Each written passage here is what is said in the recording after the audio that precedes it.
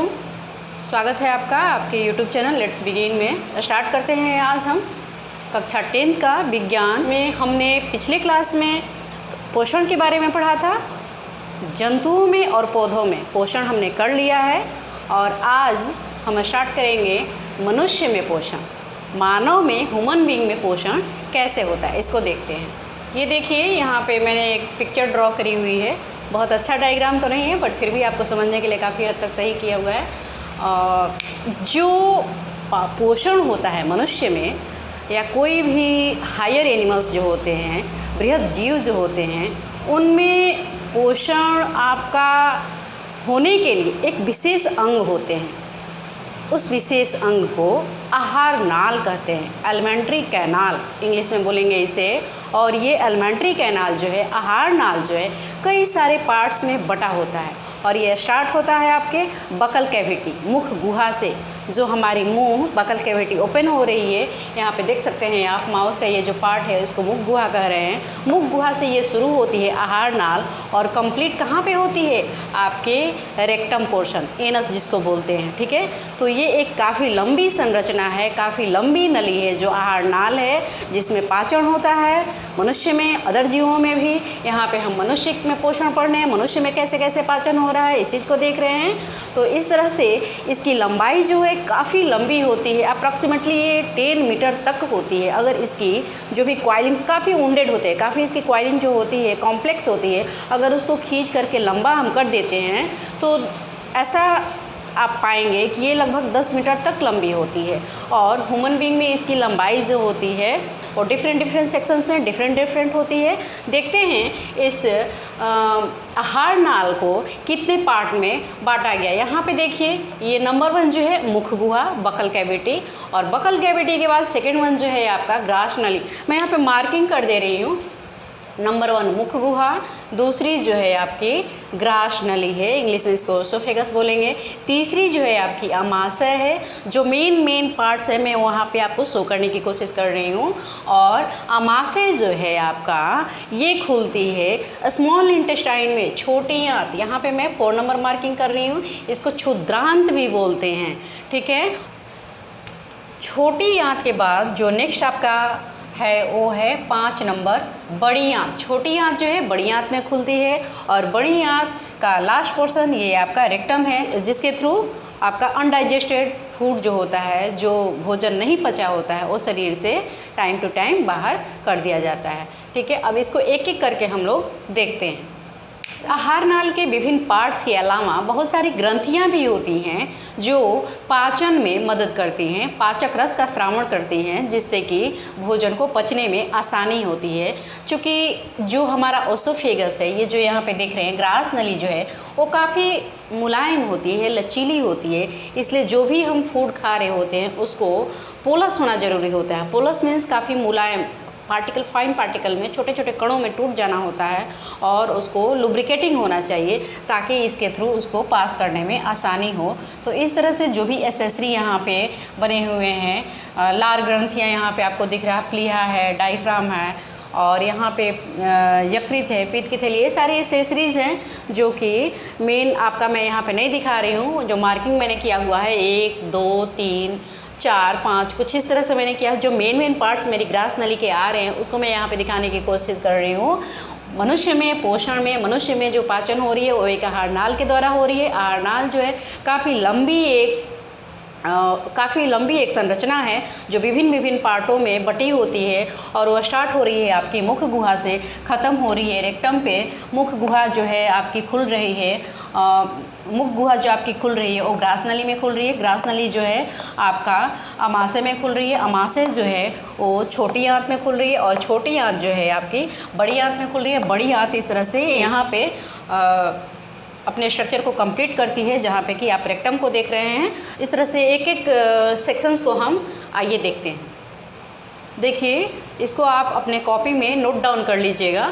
आदमी तथा सभी उस श्रेणी के जंतुओं में भोजन के पाचन के लिए विशेष अंग होते हैं। जैसा कि अभी मैंने बताया, इस विशेष अंग को क्या कहते हैं, आहार नाल कहते हैं। इंग्लिश में इसको एलिमेंट्री कैनाल बोलेंगे। और आहार नल मुख्य रूप से कहाँ से शुरू होता है? मुंह से शुरू होता है, हमारे बकल कैविटी से मुंह से कहाँ तक विस्तारित होता है? ये गुदा तक विस्तारित होता है, जिसको एनस कहते हैं, रेक्टम कह रहे हैं। और ये जो है काफ़ी लंबी नली है, जिसकी लंबाई लगभग कितनी होती है? 10 मीटर तक होती है। आहार नाल में विभिन्न भाग होते हैं। कौन कौन से भाग होते हैं? जिसको हमने डायग्राम में अभी रफली देखा था, जो कि स्केच किया था मैंने, वो सारे जो मेन आपके आहारनाल के पार्ट्स हैं उसको यहाँ पे मैं दिखा रही हूँ। नंबर वन मुख गुहा, सेकंड वन इज़ ग्रास नली, थर्ड अमाशय, फोर्थ इज़ छोटी आंत और फिफ्थ वन इज़ बड़ी आंत। अब हम आइए यहाँ पे देखते हैं। फर्स्ट जो है मुख गुहा, इंग्लिश में इसको क्या बोलेंगे? Buccal cavity. साथ साथ आपको इंग्लिश टर्म को भी याद रखना है, ठीक है? आगे आपको काफ़ी सहूलियत होगी। वैसे बहुत फर्क नहीं पड़ता है मीडियम से, लेकिन हाँ आपको इसका नुकसान नहीं होता है, फ़ायदा ही है। तो ये बकल कैविटी जो है, इसका देखिए ये डायग्राम जो आपको दिख रहा है, बकल कैविटी कुछ किस तरह की दिख रही है? ये ओपन माउथ का डायग्राम दिख रहा है। जो हमारी मुंह जो है खुलती है तो कुछ इस तरह की होती है ना, जस्ट लाइक ए कैविटी। यहाँ पे एक गुहा की तरह नज़र आ रही है। इसमें क्या होता है? जो आपके जबड़े हैं दो, एक लोअर जबड़ा है, नीचे का जबड़ा है, एक ऊपर का जबड़ा है। इन दोनों जबड़ों के इस तरह से बाइफरकेट होने से, एक दूसरे के दूर होने से एक कैविटी बन रही है, जिसको कि हम बकल कैविटी कह रहे हैं, ठीक है? और बीच में हमारी एक क्या है? मस्कुलर टंग है, मांसल जिह्वा है। और इस मांसल जिह्वा पे बहुत सारी अंकुर होते हैं, जिसको इंग्लिश में पैपिला बोलते हैं, और ये स्वाद कलियाँ भी इसको बोलते हैं।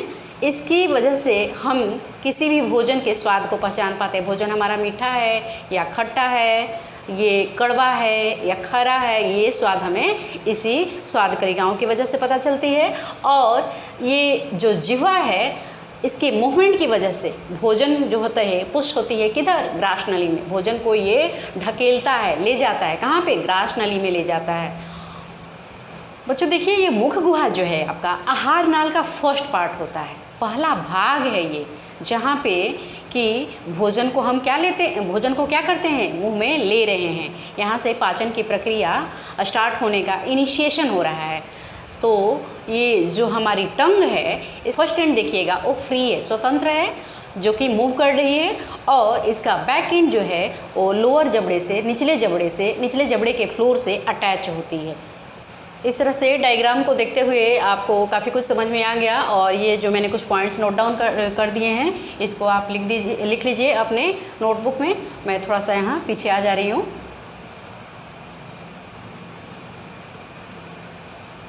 चलिए देखिए, इस तरह से यहाँ पे मैंने रफली एक आपका मस्कुलर टंग जो है, मांसल जो जीभ है, उसका डायग्राम स्केच किया है यहाँ पे। ये देखिए पीछे वाला पोर्शन जो कि जुड़ा हुआ सिरा होता है, कहाँ से जुड़ा होता है? निचले जबड़े से जुड़ा हुआ होता है, इंग्लिश में अटैच्ड एंड बोलेंगे इसको। और इस जीभ के ऊपर बहुत सारी छोटी छोटी स्वाद कलियाँ जो होती हैं, वो ये अंकुर बोलेंगे या फिर स्वाद कलियाँ बोलेंगे, इंग्लिश में इसको पैपिला बोलेंगे, जो कि डायग्नोज करेगी, हमें पता कराएंगे कि किसी भी फूड का, भोजन का स्वाद कैसा है, ठीक है? और ये वाला जो पोर्शन है आपका जीव का आगे वाला पोर्शन, जिसको फ्रीन बोल रहे हैं, स्वतंत्र सीरा। और ये यहाँ पे जो है मैंने इसको लिख दिया है, आप नोट डाउन कर लीजिए। मुख गुहा का जो ऊपरी तथा निचली जबड़ा होता है, उस पे क्या होते हैं? दांत होते हैं, जो अरेंज होते हैं दांत जबड़ों पे, और ये जबड़ों के मसूड़ों पे अरेंज होते हैं। देखिए यहाँ पे एक रफ डायग्राम मैंने दांत का बनाया है, जो कि जितना पोर्शन हमारे दांत का दिख रहा होता है ना बच्चों, उतनी ही दांत की लेंथ नहीं होती। वो दांत काफ़ी लंबे होते हैं, जिसके मतलब कि मोर देन हाफ से भी ज़्यादा पार्ट जो होते हैं ना, नीचे की तरफ होते हैं मसूड़े के अंदर, जो कि मैं देखिए यहाँ पे दिखा रही हूँ। मान लीजिए कि ये दांत है पूरा, तो इसकी जड़ जो है पूरी इस तरह से नीचे है, और ये गम्स का सेक्शन है, पोर्शन है, जिसमें बहुत सारी ब्लड वेसल्स वगैरह हैं। और जो सबसे ऊपर वाला पोर्शन दांत का होता है, उसको सिर बोलते हैं या शिखर बोलते हैं, इंग्लिश में इसको क्राउन बोलेंगे। और जो बीच का पोर्शन होता है उसको गर्दन बोलते हैं, जो कहाँ पे बिल्कुल नियर अबाउट कहाँ है, गम के पास है, उसको गर्दन बोल रहे हैं, नेक या ग्रीवा भी बोलेंगे हिंदी में इसको। और जो दांत का इंटरनल कैविटी होती है, वो फिल्ड होती है फ्लूइड मटेरियल जो भी उसमें होता है, that is the pulp cavity. चीज़ और इसमें देखिए, ये जो दांत है, इसका ऊपरी जो सरफेस है वो काफ़ी हार्ड होता है। हमारे शरीर में सबसे हार्डेस्ट पार्ट क्या है? बोन है, हड्डियां है ना, उससे कई गुना स्ट्रॉन्ग होता है। ये कौन सा? जो सबसे ऊपर वाला इसका सतह है उसको डेंटाइन कहते हैं, या हिंदी में दंतास्थी बोलेंगे। और इसके ऊपर एक इनामल की कवरिंग होती है जो हमें क्या करती है, बैक्टीरियल इन्फेक्शंस वगैरह से बचाती है, इनामल जो है। और डेंटाइन हमारे बॉडी का सबसे हार्डेस्ट पार्ट होता है। देखिए अब दांत का हमारा काम क्या है, हमारे बॉडी में या किसी भी एनिमल्स में दांत का क्या काम होता है। जो खान पान के तरीके हैं उसके अकॉर्डिंग जो एनिमल्स को है हम लोग कैटेगराइज कर देते हैं ना, बांट देते हैं, शाकाहारी मांसाहारी, है ना। उसके आधार पे बहुत सारे तरह के दांत होते हैं जिसको हम लोग आगे कंटिन्यू करके देखेंगे। दांत जो है भोजन को काटने तथा चबाने का काम करता है। और एक व्यस्क मनुष्य में, हम लोगों में जो एडल्ट ह्यूमन बीइंग होते हैं उसमें दांत जो होती है मैक्सिमम कितनी संख्या होती है उसकी, 32 होती है। और जो खान पान का तरीका होता है उसके आधार पे बहुत सारे अलग अलग तरह के दांत होते हैं जानवरों में। कोई जानवर शाकाहारी होता है, कोई मांसाहारी होती है, उसके आधार पे अलग अलग तरह के दांत होते हैं। किस दांत का कौन सा काम होता है ये हम देखते हैं। आइए, कितने तरह के दांत होते हैं। से दांत जो होते हैं 4 तरह के होते हैं। कौन कौन से? फर्स्ट जो है कर्तनक, इसको इंसाइजर बोलेंगे। सेकेंड वन भेदक, कैनाइन बोलेंगे। तीसरा जो है अग्रचवर्णक। कर्तनक जो होता है फ्रंट वाला होता है, भेदक जो होता है इसके साइड वाला होता है, अग्रचवर्णक जो साइड में होता है उसके, और चवर्णक जो होता है सबसे पीछे की तरफ होता है। इस तरह से ये 4 तरह के दांत होते हैं, कर्तनक, भेदक, अग्रचवर्णक और चवर्णक। ठीक है। देखिए भोजन जो हम खाते हैं वो अलग अलग तरह के खाते हैं। जो डिफरेंट टाइप्स के हम फूड खाते हैं उसको हमारे आहार नाल से गुजरना होता है। इसके लिए प्राकृतिक रूप से ही कुछ ऐसी बनावट है कि उसको फाइन पार्टिकल्स में ब्रेक डाउन होना ही होना होता है।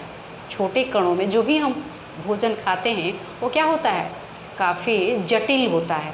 उसको छोटे छोटे कणों में तोड़ने के बाद ही हमारा शरीर उसको अवशोषित कर पाता है। जो हमारा आहार नाल है जिसमें पाचन हो रही है, पाचन की प्रक्रिया हो रही है, छोटे कणों को ही अवशोषित कर पाती है। इसलिए एक तरह का ये प्राकृतिक प्रक्रम है जिससे कि भोजन को गुजरना होता है। कि बच्चों इस तरह से मैंने कुछ पॉइंट्स यहाँ पे लिख दिए हैं जो कि आप अपने नोटबुक में कॉपी कर लीजिए।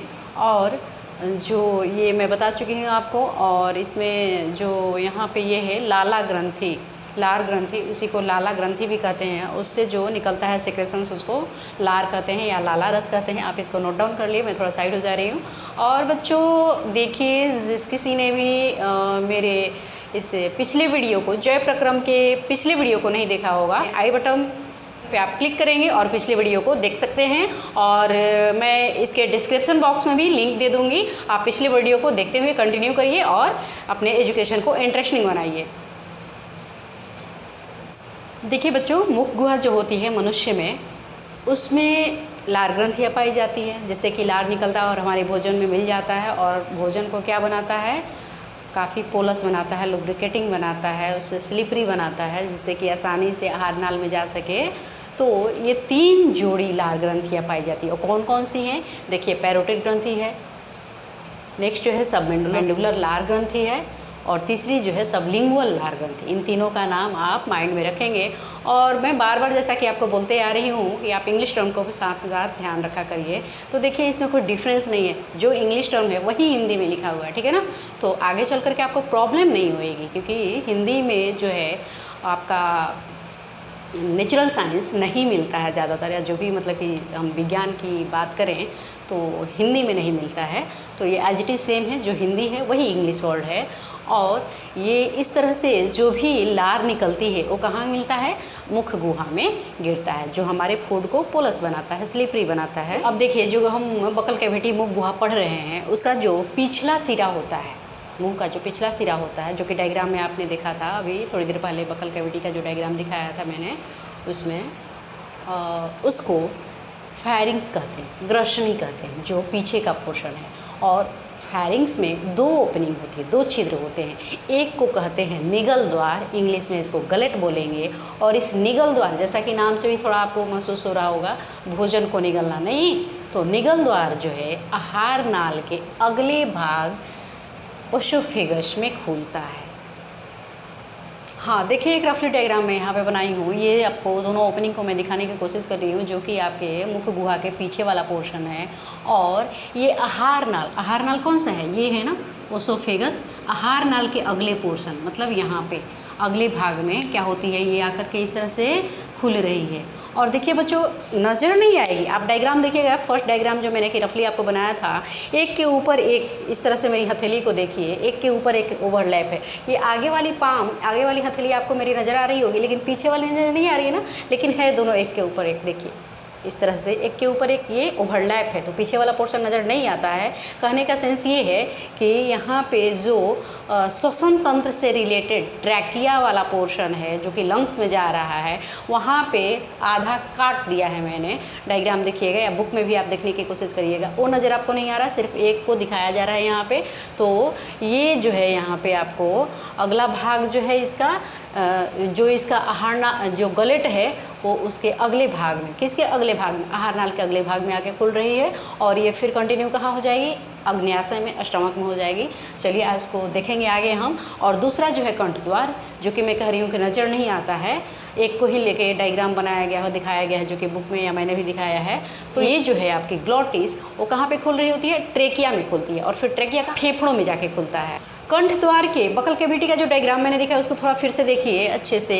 कंठ द्वार के आगे एक पट्टी होती है, वो पट्टी जो होती है वो क्या करती है, उसको एपिग्लॉटिस करते हैं, और वो कंठ द्वार को ढक देती है। जैसे ही हम अपने मुंह में फूड लेते हैं, भोजन लेते हैं, तो वो उससे ग्लॉटिस में नहीं जा पाती है, गलेट में जाती है। ग्लॉटिस में क्यों नहीं जा पाती, क्योंकि वो जो मांसल एक संरचना है पट्टी की तरह से, जिसको एपिग्लॉटिस कहते हैं, वो उसके ऊपर जा कर के बैठ जाती है, उसकी ओपनिंग को, उसकी पोर को, उसके छिद्र को क्लोज कर देती है, ग्लॉटिस के ओपनिंग्स को। जो भी हम भोजन खाते हैं वो क्या होता है, काफ़ी जटिल होता है, कॉम्प्लेक्स संरचना होती है, इसलिए उसको छोटे पार्टिकल में, छोटे कणों में टूटना जरूरी होता है। और ये किसकी वजह से होता है, जैव उत्प्रेरक ये काम करता है। छोटे कणों में तोड़ने का काम जैव उत्प्रेरक करता है, जिसको इंग्लिश में बायोकैटालिस्ट कहते हैं। लार में भी एक तरह का एंजाइम होता है जिसको क्या कहते हैं, लार एमाइलेज कहते हैं। और ये लार एमाइलेज जो है क्या करता है, बकल कैविटी में जैसे ही आहार मुख्य गुहा में जैसे ही हम कोई भोजन खाते हैं, तो उसमें जो मंड उपस्थित होती है, उसको, मंड जो है क्या है, काफ़ी जटिल अणु है, और उसको वो क्या करता है, शर्करा में तोड़ता है। इस तरह से भोजन को चबाने के दौरान पेशीय जिह्वा भोजन को लार के साथ पूरी तरह मिला देती है। देखिए आहार नाल का जो दूसरा पार्ट है वो है आपका ग्रास नली। ग्रास नली में भोजन जो है कब आती है, मुख गुहा के बाद आती है। मुख गुहा में जो भोजन है वो लार से सना हुआ हो गया, काफ़ी मुलायम और स्लिपरी हो गया, और वो ग्रास नली में पुशअप कर दिया जाता है, ग्रास नली में एंट्री कर जाती है। और जैसे ही भोजन लार ग्रास नली में आती है, इस नली में एक तरंग की तरह क्या होता है, संकुचन होता है, और इसमें फैलाव होता है। संकुचन होगी, सिकुड़न होगी और फैलाव होगा। एक तरह से कहिए कि पेरिस्टाल्टिक मूवमेंट होती है, जिसको क्रमानुकंचन गति कहते हैं, पेरिस्टाल्टिक मूवमेंट को। और इस तरह से फूड जो है आगे बढ़ते चली जाती है। देखिए जो आपका सेकेंड पार्ट है ग्रास नली, डायग्राम जो कि यहाँ पे आप देख रहे हैं, ये मुख गुहा से लार से सना हुआ भोजन ले करके गलेट के थ्रू कहाँ पहुँचता है, ग्रास नली में पहुँचता है। भोजन के पहुँचते ही ग्रास नली की दीवार में तरंग की तरह का संकुचन और सिकुड़न, शिथिलन और फैलाव होना शुरू होता है, और इस तरह से इसको क्रमाकुंचन गति कहते हैं। और ये पूरे आहार नाल में होते रहती है। इस गति के कारण ही क्या होता है, धीरे धीरे भोजन डाउनवर्ड डायरेक्शन में, नीचे की तरफ, आगे के आहार नाल के रास्ते में बढ़ता हुआ चला जाता है। कि डायग्राम देखिए यहाँ पे जो मैं दिखा रही हूँ बच्चों। देखिए एक चीज़ मैं यहाँ पे बता रही हूँ, ये जो आपका इस तरह से ओसोफेगस आ रहा है ना, ऊपर से इस तरह से आ रहा है, ठीक है, इस तरह का स्ट्रक्चर है। इसके बाद यहाँ पे आपका लीवर है, यहाँ पे आपका इस तरह से ये जो अग्न्याशय है। इस डायग्राम के बारे में मैं बता दूं, डायफ्राम लिखा हुआ है, ठीक है। ये डायफ्राम क्या करता है, जो हमारी बॉडी में कैविटी बन रही होती है उसको दो पार्ट में डिवाइड करता है। ये डायफ्राम, ये मस्कुलर होता है, एक तरह से मांसल आकृति होती है इसकी, और ये एक हाफ हो गया चैम्बर के डायफ्राम के जस्ट ऊपर, और एक ये हाफ हो गया डायफ्राम के जस्ट नीचे। दो हाफ में, दो पार्ट में बॉडी कैविटी डिवाइडेड हो जाती है। इसको वक्ष गुहा कहते हैं। आप रफली कहीं किनारे में अपने नोटबुक के लिख लीजिए, वक्ष गुहा होती है और ये दूसरी जो होती है उदर गुहा होती है, ठीक है, उदर गुहा। और वक्ष गुहा में ये है कौन, आपकी ग्रास नली, ओसोफेगस। उसके बाद के जितने भी सेक्शन हैं आहार नाल के, वो कहाँ पे स्थित है, उदर गुहा में स्थित है, ठीक है। और कभी कभी क्या होता है कि मे भी कहीं किसी का एक्सीडेंट हो जाता है तो ऑन स्पॉट डेथ भी हो जाती है। उसका रीज़न जो यही होता है कि डायफ्राम जो है रप्चर हो जाता है, फट जाता है। जो बॉडी की कैविटी की वक्ष गुहा की और उदर गुहा के बीच का एक जो प्रेशर होता है, जो प्रेशर क्रिएट हुई होती है और डैमेज हो जाती है, जिसकी वजह से प्रेशर बैलेंस जो होता है डिस्टर्ब हो जाता है, बॉडी में रेस्पिरेशन की प्रॉब्लम आनी शुरू हो जाती है और इस तरह से विक्टिम की एक्सीडेंटल डेथ हो जाती है ड्यू टू दिस डायफ्राम। चलिए अब इस उदर गुहा में जो भी पार्ट हैं उसको देखने की कोशिश करते हैं। ये देखिए आपका जो है अमाशय है, इसको स्टमक बोल रहे हैं हम इंग्लिश में। और ये जो भोजन है, इसमें जो भोजन आके स्टोर होता है वो कहाँ से होके आ रहा है, ग्रास नली के द्वारा होते हुए आ रहा है, ओसोफेगस के द्वारा होते हुए आ रहा है। और एक तरह की ये थैलीनुमा स्ट्रक्चर है, थैलीनुमा संरचना है, जिसमें भोजन जब आता है तो इसका आकार थोड़ा बढ़ता है। और इसके 3 पार्ट होते हैं, इसको 3 पार्ट पे अपनी सहूलियत के हिसाब से बांटा गया है। ऊपर वाला देख रहे हैं ना, थोड़ा सा पोर्शन जो है चौड़ा है, बीच का उससे भी थोड़ा सा चौड़ा है, सोलन पार्ट है, फुला हुआ है, और नीचे वाला थोड़ा सा पतला है।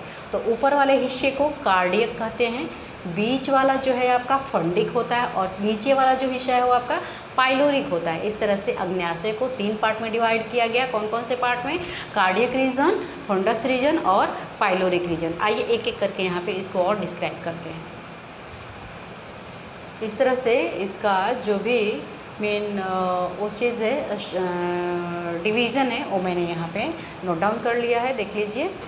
देखिए बच्चों, ये जो अमाशय है इसका जो मस्कुलर वाल होता है, पेशीय जो भित्ति होती है इंटरनली अंदर की तरफ से, वो क्या करती है, बहुत सारे पाचक रसों का श्रावण करती है। किसकी वजह से होता है ये पाचक रसों का श्रावण, पाचक ग्रंथियों की वजह से। उस अमाशय में ग्रंथियां होती है, क्योंकि अमाशय में है ग्रंथि, इसलिए इसको अमाशय ग्रंथि कहते हैं या जठर ग्रंथि भी कहते हैं, दूसरा इसका नाम जो है। और इस तरह से जो इससे स्राव निकलता है उसको जठर स्राव कहते हैं, जठर ग्रंथि से जो निकल रही है। और हाइड्रोक्लोरिक अम्ल प्रोटीन पाचक एंजाइम एक होता है, पेप्सिन, 1 नंबर के क्वेश्चन में आपसे ये सब पूछा जाता है, ध्यान रखेंगे इसका। और श्लेष्मा का श्रावण करते हैं। ये जो जठर ग्रंथि है क्या क्या करता है, हाइड्रोक्लोरिक अम्ल, प्रोटीन पाचक एंजाइम, प्रोटीन को पचाने वाले एंजाइम प्रोटीन पाचक एंजाइम कहा जा रहा है, इसलिए क्या नाम है, पेप्सिन, और श्लेष्मा का श्रावण करते हैं। अब क्या काम करता है हाइड्रोक्लोरिक अम्ल, हाइड्रोक्लोरिक अम्ल जो होता है वो पेप्सिनोजेन, जो कि इनएक्टिव स्टेज में होता है, निष्क्रिय अवस्था में होता है, उसको चेंज कर देता है। किस अवस्था में, एक्टिव स्टेज में ला देता है, सक्रिय अवस्था में ला देता है। पेप्सिन किस पे काम करता है, जो भोजन का प्रोटीन पार्ट होता है उस पे काम करता है। देखिए पेप्सिन भोजन के प्रोटीन पर कार्य कर उसे पेप्टोन में बदल देता है। पेप्टोन में प्रोटीन के पार्ट को कौन चेंज कर देता है, पेप्सिन कर देता है। आप थोड़ा इन सब चीज़ों का ध्यान करेंगे, मैं बार बार बोल रही हूँ कि ये आपके 1 नंबर के क्वेश्चंस में आते हैं।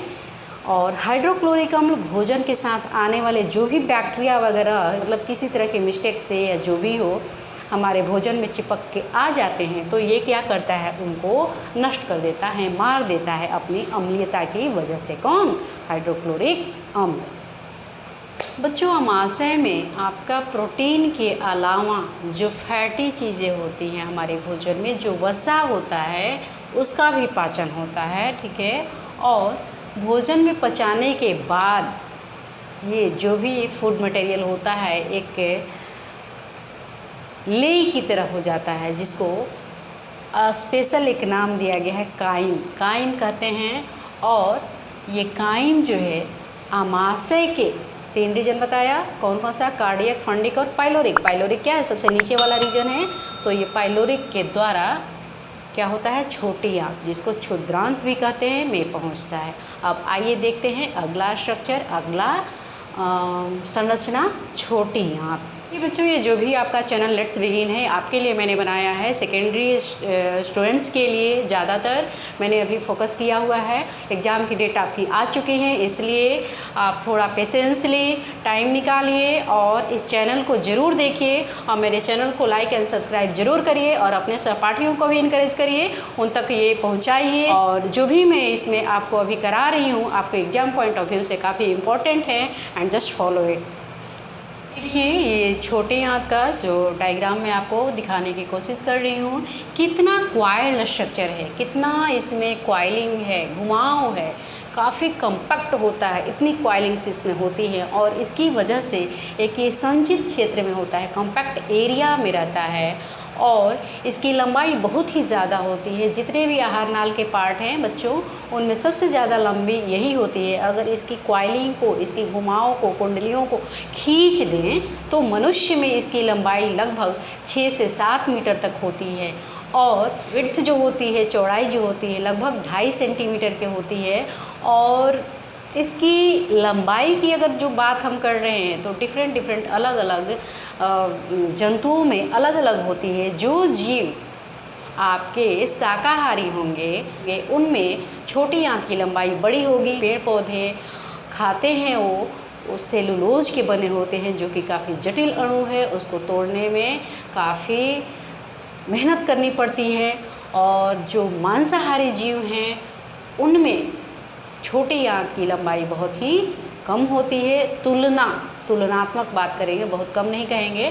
और शाकाहारी जीवों की तुलना में मांसाहारी जीवों में छोटी आँत की लंबाई कम होती है। इस तरह से मैंने छोटी आँत के बारे में जो भी बताया राइट डाउन कर लिया, नोट कर लीजिए। मैं हट जा रही हूँ थोड़ी देर के लिए।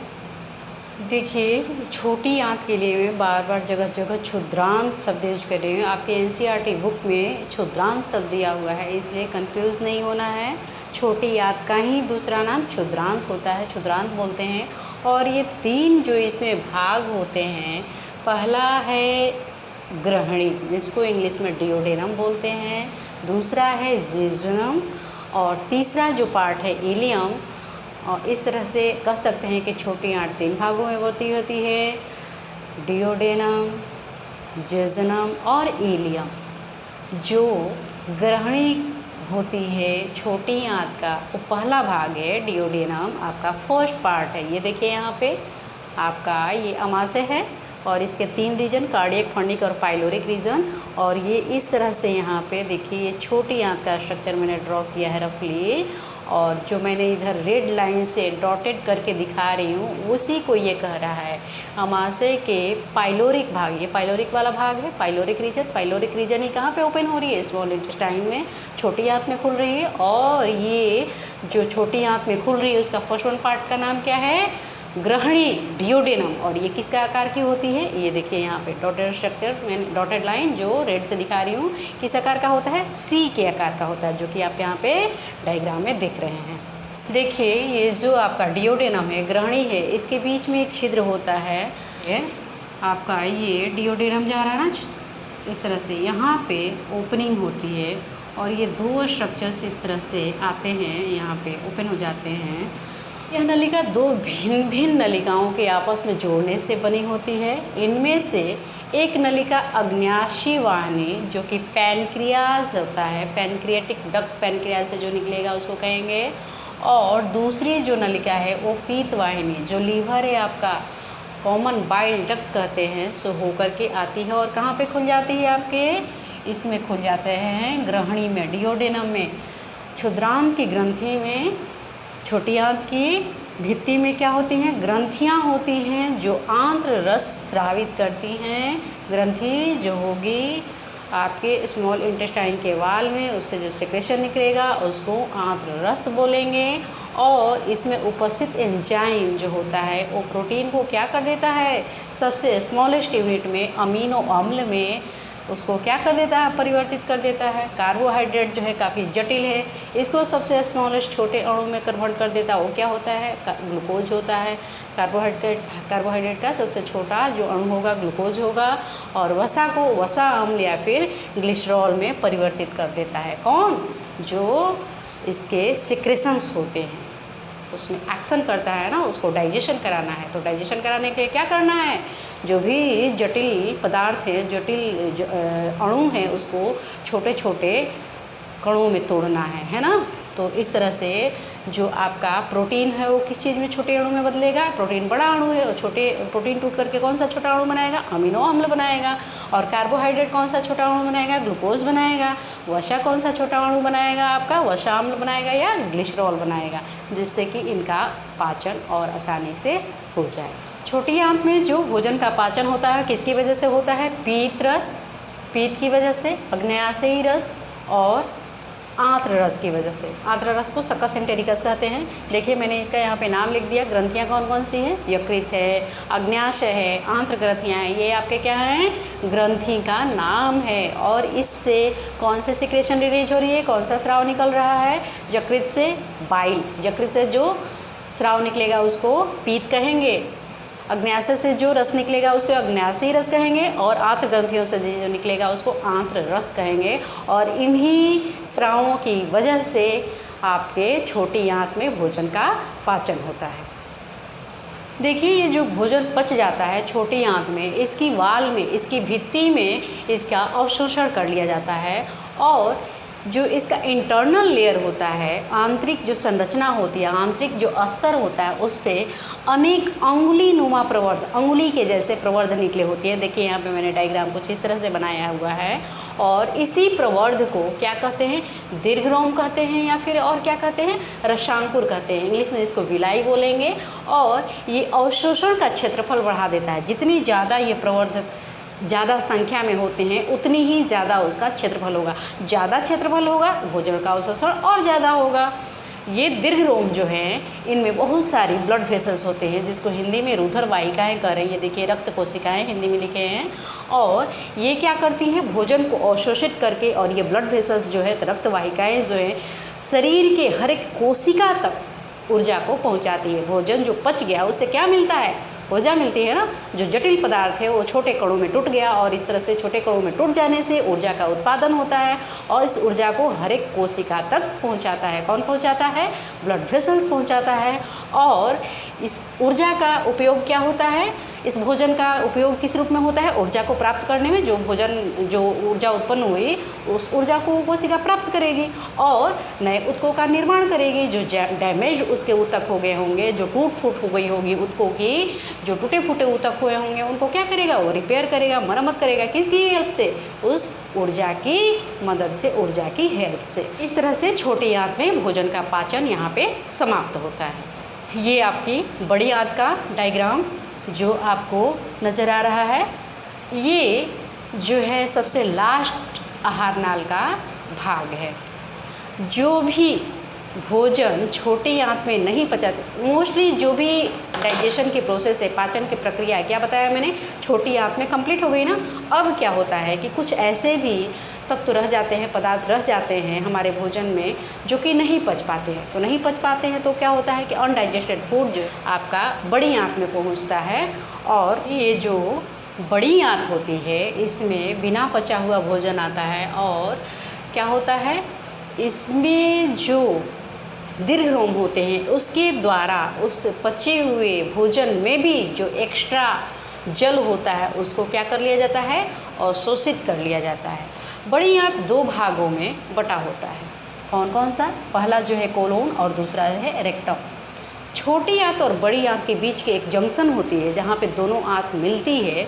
छोटी आंत तथा बड़ी आंत के जोड़ पर एक उंगली नुमा स्ट्रक्चर होता है जिसको सिक्कम कहते हैं। और सिक्कम का शीर्ष जो होता है, सिरा जो होता है, वो बंद होता है और इस रचना को अपेंडिक्स कहते हैं। देखिए बच्चों, जो ये आहार नाल है मनुष्य में, जिसमें कि अपेंडिक्स एक पार्ट दिख रहा है, इसका कोई कार्य नहीं है। हम मनुष्य के पाचन में इसका कोई रोल नहीं है। एक ये वेस्टिजियल ऑर्गन है, अवशेषी अंग है। जब आप 11वीं-12वीं में आइएगा तो मानव के विकास के बारे में पढ़ना है। अपचा भोजन जो होता है मल के रूप में अस्थायी तौर पर आपका रेक्टम में संचित रहता है। रेक्टम क्या है, बड़ी आंत का दूसरा वाला पार्ट है ना, जो अभी दिखाया मैंने, कोलोन और रेक्टम। रेक्टम में जो है अपचा हुआ भोजन मल के रूप में संचित रहता है, रिजर्व रहता है, और जहाँ से यह समय समय पर मल द्वारा शरीर से बाहर निकाल दिया जाता है। और ये जो मल द्वार है वो आपका नियंत्रित होता है किसके द्वारा? रेक्टम स्फिंक्टर के द्वारा। स्फिंक्टर का मतलब ये होता है कि जैसे कोई भी चीज़ होती है फॉरवर्ड डायरेक्शन में चली जाती है, आगे वाले पोर्शन में चली जाती है, बैकवर्ड डायरेक्शन में वो नहीं जा सकती है। बैकवर्ड डायरेक्शन से पीछे वाले भाग से वो आगे वाले भाग में प्रोपेगेट करती है, जाती है, लेकिन आगे वाले भाग में बैकवर्ड पीछे की डायरेक्शन में नहीं आती है। इसलिए यहाँ पे स्फिंक्टर जो है लगा होता है। और ये वहाँ पे भी आपने देखा था जो ओसोफेगस था, आपकी ग्रास नली से अमाशय में जब भोजन जा रही थी तो वहाँ पे भी एक स्फिंक्टर लगा हुआ है जो कि अमाशय में भोजन को तो आने देगा लेकिन वापस ग्रास नली में नहीं जाने देगा। ठीक है, तो इस तरह से स्फिंक्टर का ये रोल होता है कंट्रोल करना। और इस तरह से बॉडी से क्या होती है, अनवांटेड पदार्थ जो होती है, वर्ज्य पदार्थ जो होती है, बहिक्षेपण हो जाता है, शरीर से बाहर निकल जाता है। क्योंकि वो हमारे शरीर में रहेगा तो क्या करेगा, एक तरह से बहुत सारे रोग पैदा करेगा, क्योंकि वो पॉइजनस हो जाती है हमारी बॉडी के लिए। जो अनडाइजेस्टेड फूड होती है हमारे बॉडी में रहेगी तो बहुत सारी बीमारियाँ पैदा करेंगी, इसलिए उसका शरीर से बाहर निकलना बहुत ज़रूरी होता है। और इस तरह से मनुष्य में पोषण यहाँ कंप्लीट होती है। मिलते हैं नेक्स्ट क्लास में।